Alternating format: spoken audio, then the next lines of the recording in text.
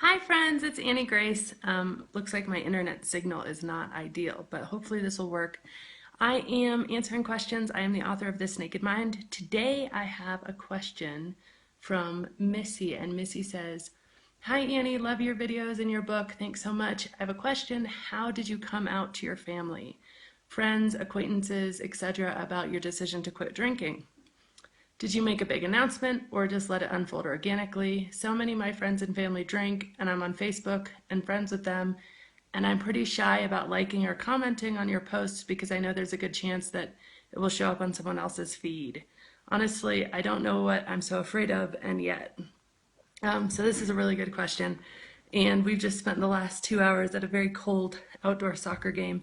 So I'm a little bit flustered, but this is one that I could answer without, kind of digging into any research. So I wanted to answer it. And so I came out three different ways, depending on who it was. So with my family, I sent everybody like this overly excited email. And the shock factor is totally enjoyable for me, and I may be unique in that. But the fact that I had been such a heavy drinker for so long, sending an email like that was, I should find the email and post it because it was just hilarious. And it was like, I'm never drinking again, and that's my decision. Like, it was just hilarious and over the top and way overly excited. And I had this literal sense of euphoria and just almost ecstasy when I quit drinking. It was the feeling that I never have to quit again or drink again. I never have to be hungover. I never have to make another bad decision. I never have to worry about what I said the night before. Like, I felt so much freedom. Like I had just been unchained. Like I had been awoken from this just weird days of what was I doing and why, and I don't have to do that. Now, it took me a while to get there. I had to go through all the liminal points, I had to do all the research, I had to completely reshift my brain to where I saw alcohol in its naked light, where I saw it like, why would I put that in my body? So the feeling for me, it was just completely euphoric. So I sent this overly excited email to my family, and just to my family because and it might have been like two of my closest friends. And that was mainly because I didn't feel like I owed them any explanation and they'd be happy for me so they wouldn't feel judged. My friends are a little bit of a different story. Usually I just like when the next time I see them, I'd be like, hey, yeah, if they offer me a drink, I'd be like, I stopped drinking. And the usual reaction I got was, well, I didn't think you had a problem.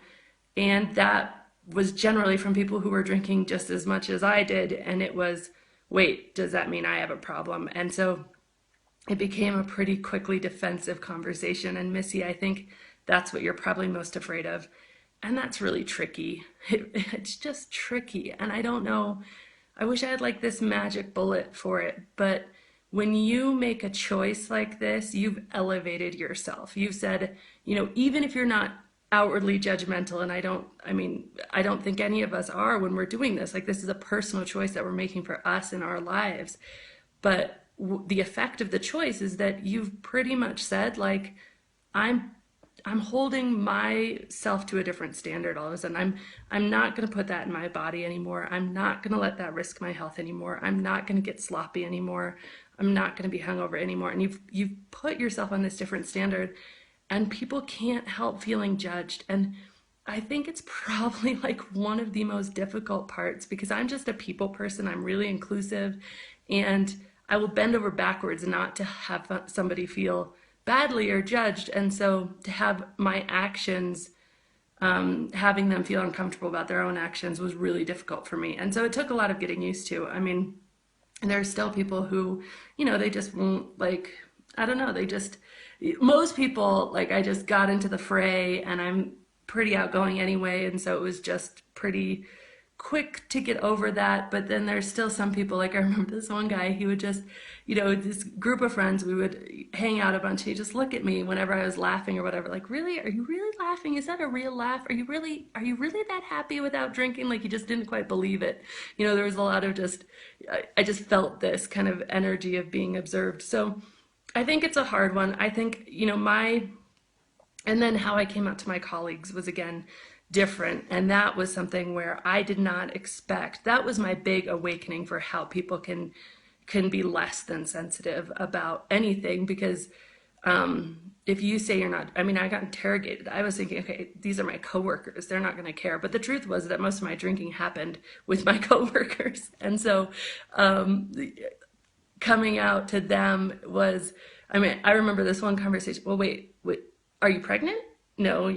Are you on medication? No. Like, really? Do you ask those questions to someone who you see twice a year? Like, you don't. So why do you feel like you can ask me those questions about not drinking? But it was like 8 questions. And I was like, wow, like I need to have my answers and my ducks in a row. So I would say think about that. Think about what you want to say. And here's kind of my points is that um, keep the conversation focused on you, your decision, what feels good for you.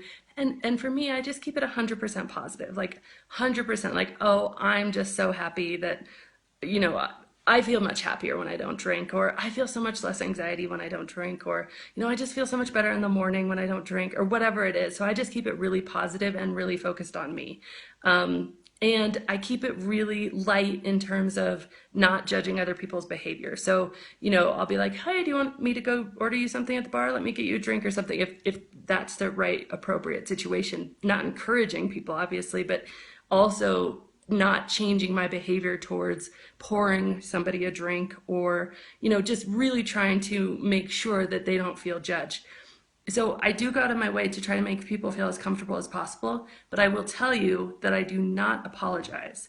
And I think that that is something that we can get into is kind of like self-deprecating ourselves and being like, oh, well, you know, I just can't handle it anymore or whatever. And yeah, maybe that's true, but the truth is it's nobody's business and you don't have to make somebody else feel better. Like, make yourself feel worse to make somebody else feel better. You can make somebody else feel good and not necessarily apologize and kind of deprecate yourself or put yourself down. Just don't put yourself down. Just be positive and just talk about what works for you and just be yourself and be genuine.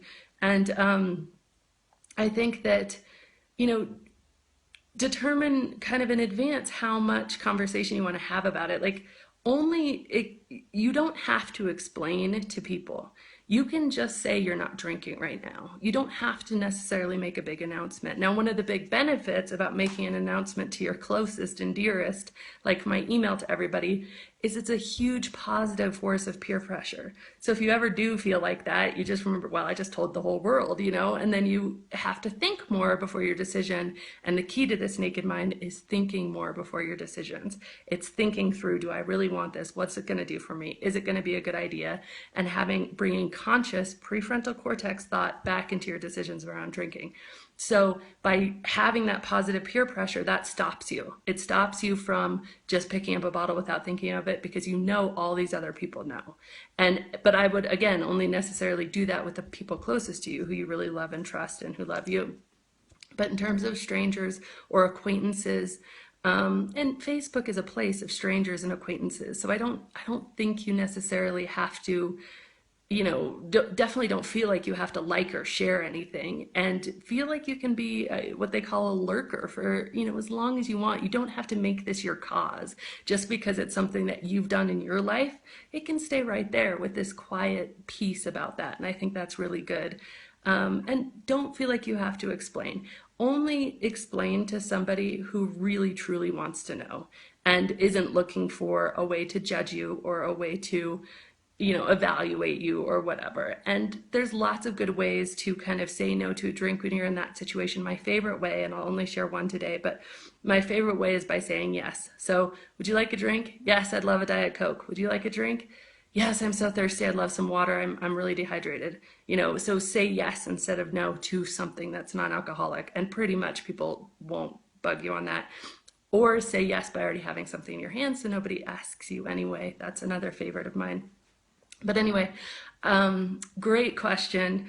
And I think, you know, just good for you and have a great day. Thanks.